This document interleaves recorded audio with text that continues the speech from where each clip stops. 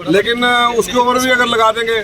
और ये property tax जो है, मैं समझता हूँ जब रियासत एक ऐसे दौर से गुजर रही है जहाँ सेलेक्टिव टारगेट किलिंग और मिलिटेंसी की वारदातें, छोटे छोटे बच्चे मारे जा रहे हैं हमारे, तो उन हालातों में आपको मरहम पट्टी की ज़रूरत है, मदद की ज़रूरत है, ना कि टैक्सों की ज़रूरत है। दूसरा, जो आज SSRB के जो बच्चे हैं जो सड़कों के ऊपर हैं, जहाँ आज आप समझते हैं कि जितने भी लोग हैं उनका विश्वास अब टैक्स से उठ चुका है, पूरी रियासत के लोगों का, माँ बाप का भी उठ गया, बच्चों का भी उठ गया। तो मैं समझता हूँ कि इस माहौल में LG साहब को इस पर प्रेस्टीज इशू नहीं बनाना चाहिए और उनके जो आला अधिकारी हैं उनको भी ये नहीं बनाना चाहिए। वो उन लोगों को ये सोचना चाहिए कि आज के डेट पे आपको जिस पे भरोसा लोगों का उठ गया है उसको बदल के कोई न्यूट्रल एजेंसी लगा दे, ताकि हमारे बच्चों को भी विश्वास हो, उनके माँ बाप को और पूरी रियासत को विश्वास हो कि एक साफ सुथरा इम्तिहान होने जा रहा है। ये कंपनी ब्लैक लिस्टेड है, इसका इतिहास ऐसा नहीं रहा है कोई साफ सुथरा जिसके ऊपर जोर दे रही है। अगर कोर्ट स्टे करता है तो दूसरे दिन ही स्टे सरकार उसको विकेट कराती है। ऐसी क्या मजबूरी है कि इसी एपटेक को लेके इतना बड़ा मुद्दा बन रहा है। मैं समझता हूँ जहाँ शक के घेरे में कोई भी आ जाए तो वो बदल देना चाहिए। और 2024 को लेकर भी हमने सपोर्ट किया उसको। 2024 को लेकर भी आपस में रणनीति बनेगी, किस तरह से जो है वो ये अभी बातें कोई ऐसी है नहीं, लेकिन स्टेटहुड का मुद्दा भी हम आज मांग करेंगे कि अपोजिशन पूरी यूनाइटेड होकर स्टेटहुड के लिए और अर्ली इलेक्शंस के लिए, ताकि हमारा इसी हिटलरशाही सरकार से छुटकारा हो। तो यहाँ लगता है आज ही देखें, हमारा एक तो प्रॉपर्टी टैक्स है, दूसरा ये मुद्दा है कि भाई आज की तारीख में ये जो हालात जो बने हुए हैं SSRB को लेके, युवा जो है सड़कों के ऊपर है, डेली वेजर सड़कों के ऊपर है, स्टेटहुड का मुद्दा है, अर्ली इलेक्शंस का मुद्दा है, ये सारे तमाम मुद्दे रहे। तो जिस तरह से आज जम्मू बंद है, हमने उसका समर्थन किया है, लेकिन अधूरा बंद है। कुछ ऑर्गेनाइजेशन, काली भेड़ें हर जगह होती है और काली भेड़ें आपको नजर आ रही है। वो जो काली भेड़ें हैं उन्होंने खोल रखा है, जो गद्दार है जम्मू का उन्होंने खोल रखा है। सर, ट्रांसपोर्टर्स ने क्यों नहीं साथ दिया? वो क्योंकि वो सरकार के पिट्ठू बने बैठे हैं। जब सरकार उनका एक रुपए का किराया बढ़ाना हो तब वो आगे आ जाते हैं। तब हमने ऑल पार्टीज मीटिंग की, उसके विरोध में खड़े हुए तो सरकार कहीं ना कहीं जागी, तो 6-7 हज़ार लोग जो हैं वो वोटर बने। अब जो इशू है वो ये है कि जम्मू कश्मीर की सरकार गरीब लोगों के ऊपर प्रॉपर्टी टैक्स लगा रही है, इम्तिहानों में चोरी हो रही है, बेरोजगारी में जम्मू कश्मीर नंबर 1 बन चुका है।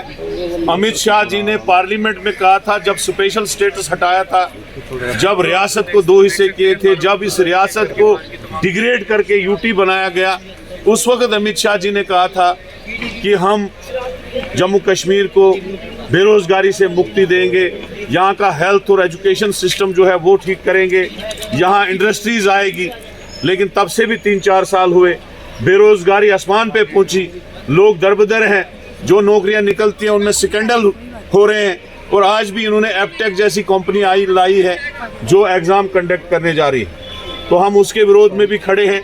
जो डेमोलेशन हुआ गरीबों के ऊपर, उनके मकान तोड़े गए, दुकान तोड़े गए, उसके बाद जब इनको पता चला कि लोगों का गुस्सा इसमें है, लोग इनको दूध में मक्खी की तरह बाहर फेंकेंगे, तो इन्होंने वो बंद किया।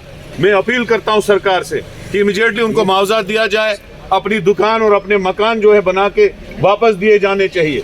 बहुत सारे इश्यूज हैं, महंगाई का मसला, इस वक्त महंगाई का तूफान है। गैस सिलेंडर की रेट देखो, जो 450 कांग्रेस के टाइम में थे आज 1200-1300 पहुंचा है। तेल जो 50 रुपए की बोतल कांग्रेस के टाइम में थे आज 200 की है। चावल के रेट देखो, आटे के रेट देखो, लोग परेशान हैं। अभी बिजली का बिल ये फर्स्ट से बढ़ा रहे हैं, लोगों को स्मार्ट मीटर दे रहे हैं। ये सारा जो मसला है लोगों के, मुझे लगता है 9 साल में इस सरकार ने एक भी काम लोगों के हित में नहीं किया, लोगों के मुखालिफ किया। डेली वेजर सड़कों पे, आंगनवाड़ी सड़कों पे, NRHM, मनरेगा, रहबर खेल, रहबर जंगलात, रहबर ज़राअत, हर एक जो है सड़कों पे है। नया तो इनमें कोई लगाया नहीं, पुरानों को तंग कर रहे हैं, चाहे वो मुलाजिम हो, चाहे वो डेली वेजर हो, चाहे वो ही। तो आज सब मुद्दों पे बात होगी, सब चीज़ें सामने रखी जाएंगी, जो लाएअमल तय होगा कांग्रेस उसके साथ है। हम इस जालिम सरकार के खिलाफ हैं। कांग्रेस जो है गरीबों की लड़ाई लड़ेगी। बाली साहब बहुत गुपकार गैंग की बात करते हैं, गैंग। देखो, इन्होंने कहा था माफियाओं से जमीन छीनेंगे, किस माफिया से इन्होंने जमीन छीनी? किसी से नहीं, खाली टारगेटेड इन्होंने बेचारे गरीब लोगों के दुकानें बंद कर दी, गरीबों को खत्म किया। शुक्रिया।